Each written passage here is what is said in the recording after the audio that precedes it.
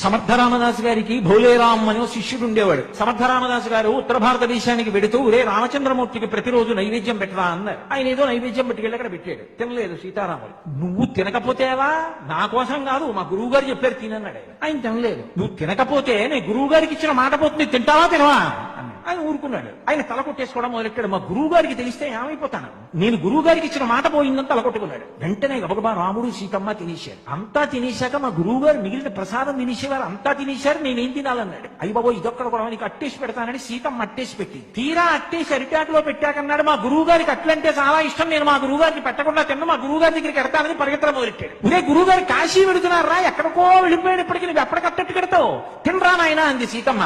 మా గురువు గారికి పెట్టకుండా నేను తిన్న అట్టు ముక్క మా గురువు గారికి కట్టాలన్నాడు. హనుమని పిలిచి ఇవరే నాయన భుజం మీద ఎక్కించుకుని తీసుకెళ్లరా అన్నాడు. హనుమ భోలేరాంని భుజాల మీద ఎక్కించుకుని దూరంగా కాశీ పట్టణానికి వెడుతున్న సమర్థరామదాసు గారి దగ్గర దింపి నాయన పెట్టాడు. సమర్థరామదాసు గారు తెల్లపోయి ఎలా వచ్చావురా నాయన ఇక్కడికి అన్నాడు. గురువు గారు మీకు అట్లు ఇష్టం కదా, అట్టు పెడదామని వచ్చానండి. ఎలా వచ్చారు? ఆ కోతి అట్టుకొచ్చిందండి అన్నారు. కోతి ఎందుకు తెచ్చిందిరా అన్నాడు. సీతమ్మ అట్టేసి పెట్టింది పంపించింది.